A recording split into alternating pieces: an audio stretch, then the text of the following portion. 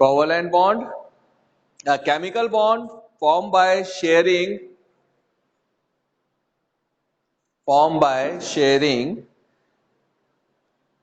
one or more electron pairs between atoms when each atom contributes equally is called covalent bond. It may be single, double and triple bond, formed by sharing 1, 2 and 3 electron pairs respectively.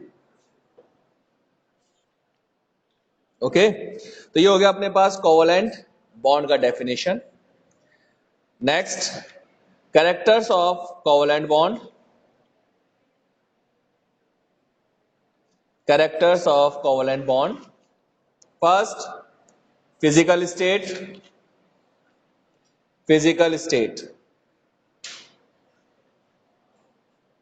Generally, these compounds are gases or liquid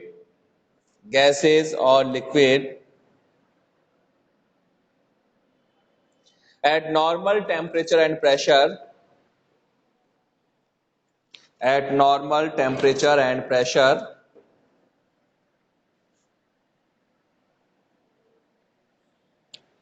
Or soft solids.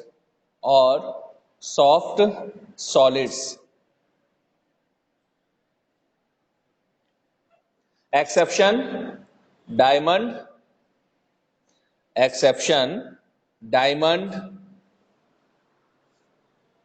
silicon carbide, SiC, silica, SiO2, aluminium nitride, ALN.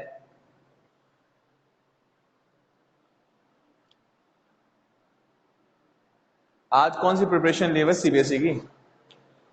आज preparation leave है. आप लोगों के तो exam start हो चुके हैं ना 11th के. तो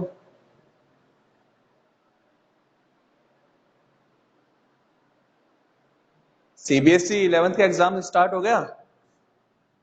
कल फिजिक्स का पेपर है, केमिस्ट्री का हो गया पेपर.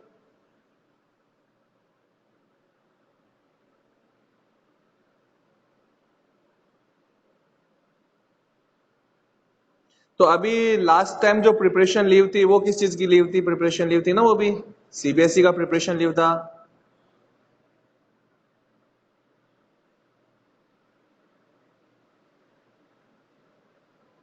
ओके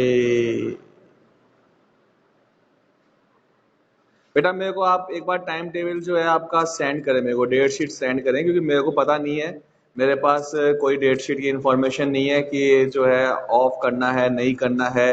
ठीक है ना, तो इसलिए मैंने आप लोगों को लिंक सेंड कर दिया.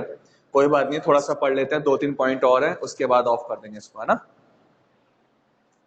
ठीक है, देखो नॉर्मली जो कोवलेंट कंपाउंड होता है वो गैसेस और सॉफ्ट सॉलिड होते हैं, बट अपने पास silicon carbide, silica, aluminium nitride, diamond, ये एक्सेप्शनली क्या होते हैं, बहुत ज्यादा हार्ड होते हैं. रीजन, क्योंकि उनका 3 डायमेंशनल स्ट्रक्चर होता है, molar mass, heavy molar mass होता है. ठीक है, सेकंड पॉइंट नोट कर लो, melting and boiling point.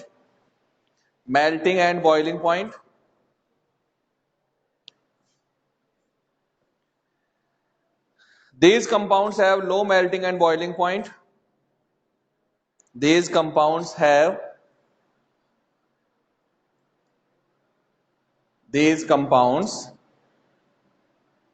low melting and boiling point.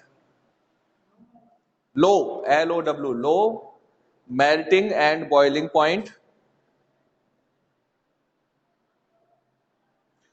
Due to weak forces of attraction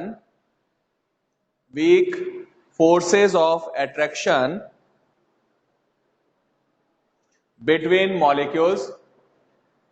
Weak forces of attraction between molecules. Third point, electrical conductivity.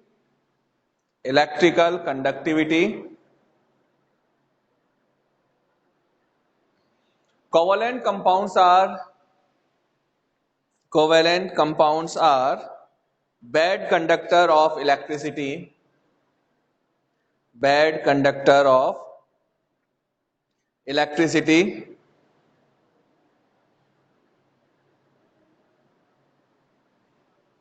but graphite can conduct electricity. But graphite can conduct electricity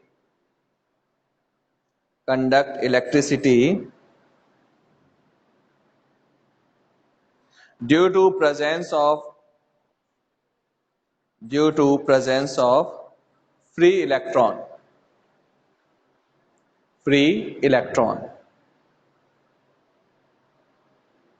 And last point, solubility.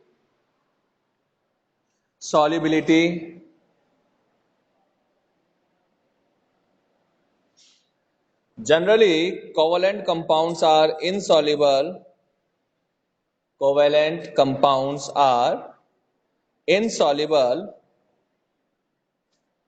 In polar solvent,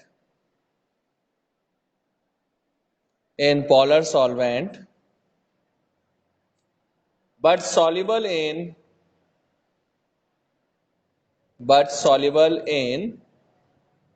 non-polar solvents. तो देखो यहाँ पर characters हमने discuss किए हैं।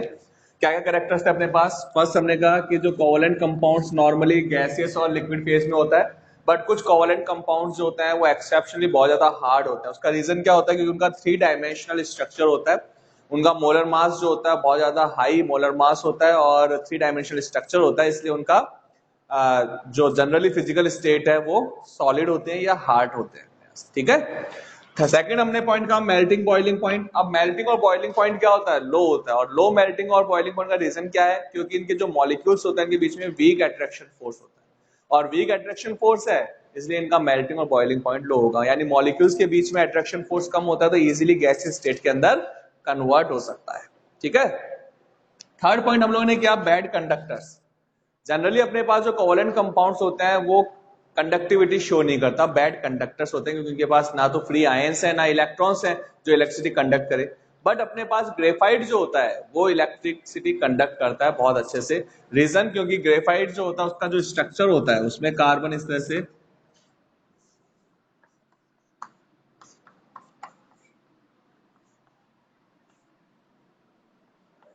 ठीक है, तो कार्बन जो है वो 3 कार्बन के साथ अटैच होता है और इसके पास जो एक p ऑर्बिटल है उसके पास अनपेयर इलेक्ट्रॉन प्रेजेंट होगा। तो कार्बन के पास अनपेयर इलेक्ट्रॉन होता है और ये अनपेयर इलेक्ट्रॉन जो है, फ्री इलेक्ट्रॉन जो है वो कंटिन्यू मूव करता है, और मूव करता है इसलिए क्या करेगा? कंडक्टिविटी शो करेगा। ठीक है। तो ग्रेफाइट जो होता है वो इलेक्ट्रिसिटी कंडक्ट करता है, रीजन क्योंकि फ्री इलेक्ट्रॉन प्रेजेंट है। और लास्ट पॉइंट हमने क्या कहा कि पोलर सॉल्वेंट में तो इनसॉल्युबल है बट ऑर्गेनिक सॉल्वेंट्स के अंदर डिसॉल्व होता है। रीजन अपने पास डिसॉल्व लाइक डिसॉल्व कंसेप्ट होता है, यानी जिसका जैसा नेचर होता है वो उसी सॉल्वेंट के अंदर डिसॉल्व होता है, इसको बोलते हैं डिसॉल्व लाइक डिसॉल्व। ठीक है। तो यहाँ पर अपने पास कोवलेंट कंपाउंड जो होते हैं वो नॉन पोलर नेचर के होते हैं, इसलिए नॉन पोलर सॉल्वेंट्स के अंदर जनरली सॉल्युबल होता है। ठीक है। नॉन पोलर जिसके अंदर कोई चार्ज नहीं है, तो ऐसे कंपाउंड्स जो होते हैं, जो कोवलेंट कंपाउंड्स होते हैं वो नॉर्मली नॉन पोलर सॉल्वेंट में या ऑर्गेनिक सॉल्वेंट्स के अंदर डिसॉल्व होते हैं।